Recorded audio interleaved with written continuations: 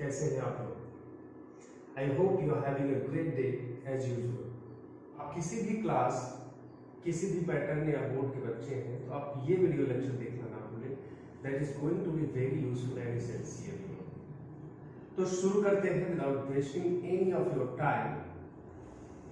Prime chemistry part 1। देखिए बच्चों, आप छोटी क्लासेस में आपने देखा होगा कि every substance is made up of small small particles. और छोटे छोटे कणों से, पार्टिकल से मिलकर बना होता है एवरीथिंग। कुछ भी आप देखिए, आपके रूम में फैन है, टेबल है, चेयर है, बेड है, इवन मार्कर, बोर्ड, मर्टर, एवरीथिंग। जितनी भी चीजें आपको दिखाई देती हैं ये छोटे छोटे पार्टिकल्स से मिलकर बनी होती है। और इन पार्टिकल्स को हम एटम्स या परमाणु कहते हैं। अभी एक मूवी भी आई थी परमाणु, एटम बम भी आपने सुना होगा। तो प्रत्येक पदार्थ छोटे छोटे पार्टिकल से या छोटे छोटे कणों से मिलकर बने होते हैं। इन पार्टिकल्स को, इन छोटे छोटे कणों को हम एटम्स या परमाणु कहते हैं। अब इंटरेस्टिंग बात यह है कि ये जो परमाणु है साइज में बहुत छोटे होते हैं और ये भी एवरी एटम, प्रत्येक परमाणु is made up of very small particles that is known as basic particles. Sometimes it is known as fundamental particles. इसको कभी-कभी हम fundamental particles भी कहते हैं। बेसिक और fundamental just similar identical thing है, कोई बहुत दिक्कत की बात नहीं है इसमें। तो basic particles that is going to be mainly 3 types. ये मुख्यतः 3 प्रकार के होते हैं। आपने पढ़ा होगा छोटी क्लासेस में। अगर आप बड़ी क्लास में, तब भी आप ये वीडियो लेक्चर ना देखना भूलें। कई बार मैं कह रहा हूं that is going to be quite interesting. ठीक है, तो इलेक्ट्रॉन, प्रोटॉन और न्यूट्रॉन, ये 3 मेनली मुख्यतः 3 प्रकार के होते हैं। बट ऑल ओवर अगर टोटली देखा जाए तो total 30 types of basic particle that involves in made up of an atom. किसी एक परमाणु के निर्माण में टोटल यानी कुल मिलाकर 30 प्रकार के बेसिक पार्टिकल यूजफुल हैं, या 30 प्रकार के टोटल पार्टिकल्स होते हैं। ठीक है, इसमें अभी सुना होगा आपने positron, meson, neutrino, anti neutrino, बहुत सारे पार्टिकल्स होते हैं। लेकिन इसमें 15 होते हैं पार्टिकल्स, 15 पार्टिकल्स होते हैं एंड 15 एंटी पार्टिकल्स। 15 क्या होते हैं? Anti particles. आपने पढ़ा होगा behind every process there must be a process. That means कि हर प्रक्रिया के पीछे कोई ना कोई प्रतिक्रिया है, उसका अपोजिट कुछ ना कुछ जरूर होता है। तो 15 पार्टिकल्स है तो 15 पार्टिकल्स का एंटी पार्टिकल भी होता है जो इसके इफेक्ट को न्यूट्रलाइज करता है, इसके इफेक्ट को नष्ट करता है। ठीक है, हर मर्ज की दवा होती है, आज नहीं तो कल। कोरोना का भी इंतजार रखिए, कोरोना का भी उपचार जल्दी ही, ट्रीटमेंट जल्दी ही मिलेगा, वैक्सीन जल्दी ही बन जाएगा। तो आगे बढ़ते हैं। एटम्स जो होते हैं इनको हम फर्दर डिवाइड कर सकते हैं 2 पार्ट्स, मॉलिक्यूल्स यानी कि अणु, एलिमेंट्स यानी कि तत्व। ठीक है, तो एटम्स मींस परमाणु, ये 2 पार्ट्स में सब डिवाइड किया जा सकता है। मॉलिक्यूल्स क्या होते हैं? मेनली मॉलिक्यूल्स जो होते हैं, अगर हम डिफरेंट टाइप के एटम्स को आपस में कंबाइन करते हैं तो दे यूज्ड टू फॉर्म, वो मिलकर बनाते हैं क्या? मॉलिक्यूल्स। लेकिन अगर समान प्रकार के परमाणु आपस में संयोग करते हैं, कंबाइन होते हैं, तो एलिमेंट्स बनते हैं, तत्व बनते हैं। तो मुख्यतः की अगर हम बात करें तो समान प्रकार के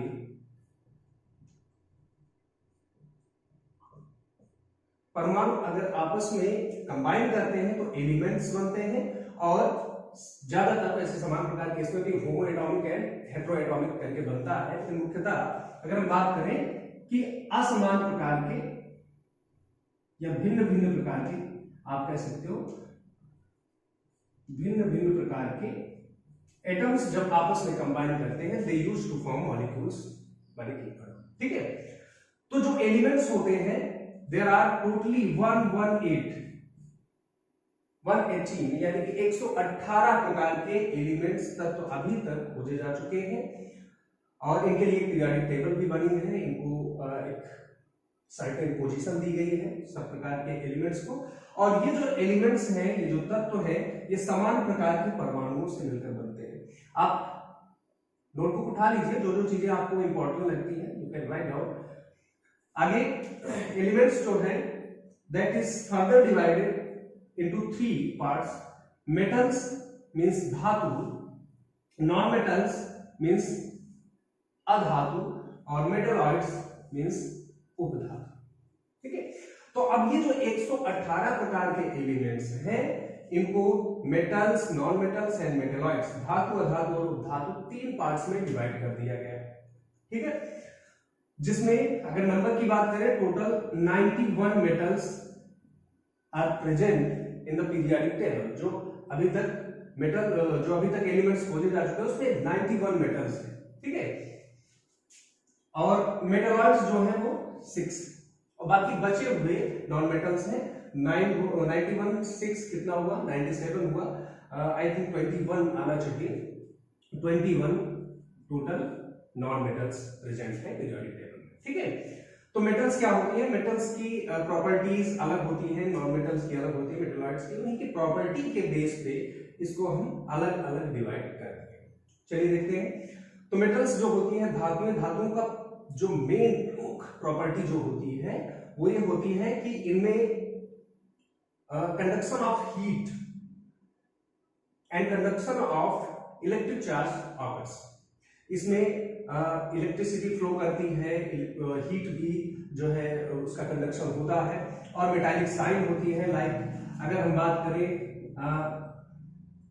आयरन हो गया, गोल्ड हो गया, सिल्वर, ये सारी चीजें क्या है, इनमें एक स्पेसिफिक साइन होता है, विशिष्ट चमक होती है, तो ये मेटल्स के थ्रू आती है। नॉन मेटल्स में मुख्यतः सॉलिड, लिक्विड, गैस कुछ भी हो सकता है, तो इसमें ज्यादातर गैसियस एटम्स आते हैं।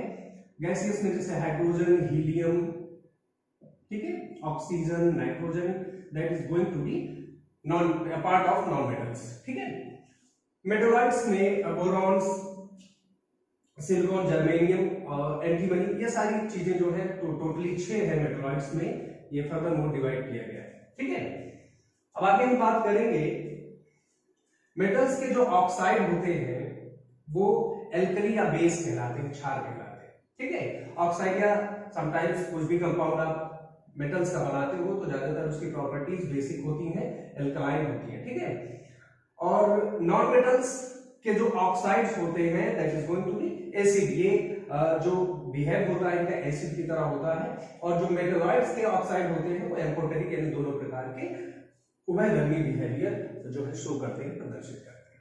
ठीक है, और एसिड और बेस को आपस में मिला दिया जाता है, तो acid and base, acid and alkalis are combined to get salt, यानी ये लवण बनाने में काम आते हैं। ठीक, तो अब जो मॉलिक्यूल्स और एलिमेंट्स हैं अगर ये आपस में कंबाइन करते हैं तो क्या बनता है।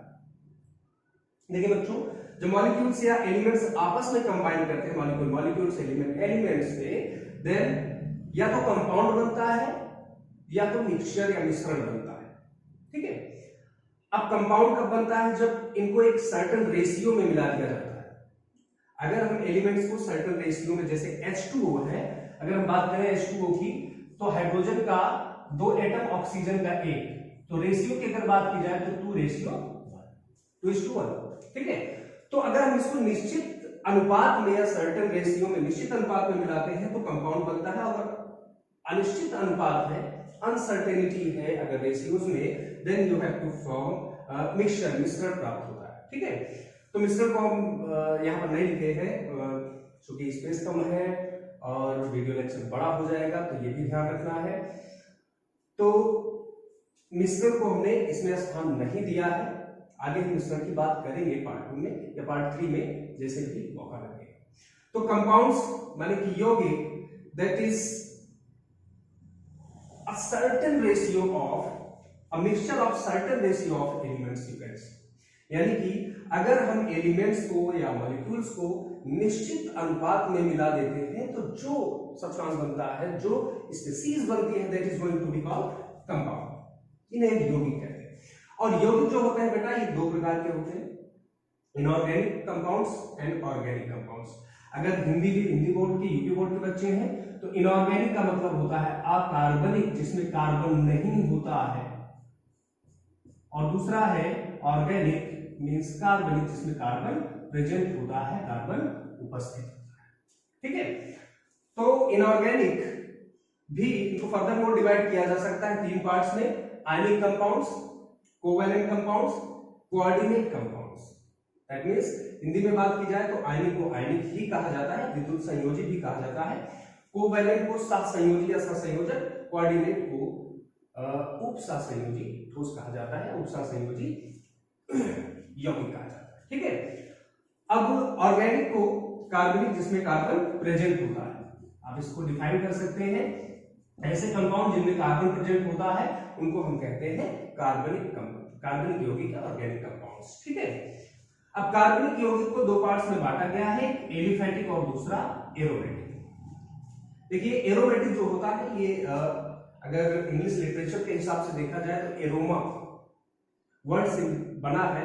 एरोमा दैट मींस कि स्मेल लाइक कंपाउंड्स या स्मेल लाइक स्पीसीज, तो जिसमें स्मेल होती है, स्वीट स्मेल होती है, या आप कह सकते हो कि जो महकते या इनके जो विशिष्ट गंध रखते हैं, ऐसा आप कह सकते हो, जिनमें स्पेसिफिक स्मेल होती है, उसको हम एरोमेटिक कंपाउंड कहते हैं। ठीक है, तो एलिफैटिक और एरोमेटिक। एलिफैटिक में क्या होता है कि बेंजीन रिंग एब्सेंट होती है, बेंजीन रिंग एब्सेंट होती है, और अगर इसको हम बर्न करते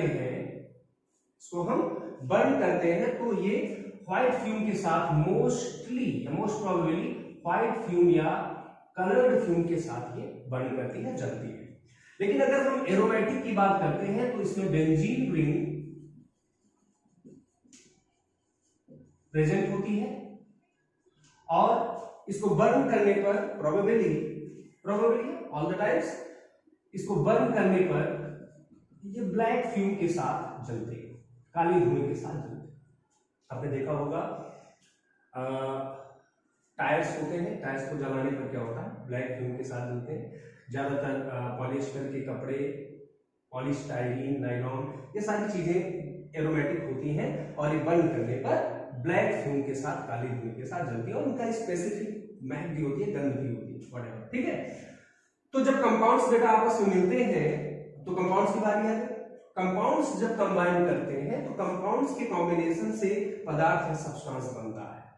ठीक है, अब अगर पूछा जाए आपसे किसी भी पदार्थ की सबसे छोटी इकाई क्या है, सबसे छोटी यूनिट किसी भी सब्सटेंस की क्या होती है, तब आप क्या कहेंगे, एटम्स? ना ना ना, और आगे जाओ, बेसिक और fundamental particles are the unit या ब्लॉक यूनिट्स यू कैन। ठीक है, building of blocks, block buildings, जो भी आप कहना चाहें, बेसिक पार्टिकल है किसके, पदार्थों के या सब्सटेंस के। पदार्थ की टोटल 5 अवस्थाएं होती हैं बेटा, इसको भी आपने 9th में पढ़ा ही होगा। पहला है ठोस सॉलिड, दूसरा द्रव, तीसरा गैस, चौथा प्लाज्मा, पांचवा बोस-आइंस्टाइन या बोस-आइंस्टीन अवस्था। ठीक है, तो बात करते हैं ठोस की। ठोस अगर हम किसी, जैसे ये मार्कर है, तो अगर इस पर हम थोड़ा सा फोर्स एक्सर्ट करते हैं, थोड़ा सा बल लगाते हैं, तो इनके जो पार्टिकल्स हैं, that means atoms, that means basic particle जो भी हैं, ये अपने पोजीशन से हटते नहीं है। क्यों? क्योंकि ये बहुत ही पास जुड़े हुए हैं। ठीक है, तो सॉलिड्स क्या होते हैं, ये रिजिड, दृढ़ या कठोर होते हैं, स्ट्रॉन्ग होते हैं। क्यों? क्योंकि इनके जो पार्टिकल्स होते हैं बहुत क्लोजली, टाइटली हेल्ड होते हैं, और आसानी से एक दूसरे का साथ नहीं छोड़ते। इसमें इंटरमॉलिक्यूलर स्पेस क्या होती है, इंटरमॉलिक्यूलर स्पेस यानी कि अंतर आणविक दूरी, अंतर आणविक दूरी इनमें वेरी लेस। द्रव में क्या होता है, ये ठोस और गैस के बीच की कड़ी है। द्रव मोस्टली फ्लूइड टाइप लिक्विड्स, आप समझते हैं, वाटर हो गया, अल्कोहल हो गया, मिल्क हो गया, वो सारी चीजें। इसमें क्या होता है कि इसमें जो पार्टिकल्स होते हैं ये सॉलिड्स के कंपैरेटिवली अगर देखा जाए तो थोड़ा सा दूर दूर होते हैं, और इनमें फोर्स ऑफ अट्रैक्शन थोड़ा सा कम होता है। ठीक है, गैस में क्या होता है, इंटरमॉलिक्यूलर स्पेस, अंतर आणविक दूरी यानी अणुओं के बीच की दूरी ये सबसे ज्यादा होती है, गोइंग टू बी मच, ये सबसे ज्यादा होती है, जिससे कि इनके पार्टिकल्स के बीच में जो फोर्स ऑफ अट्रैक्शन होता है वो बहुत ही कम होता है। इसको आसानी से पृथक भी किया जा सकता है, you can separate it. Next one is plasma.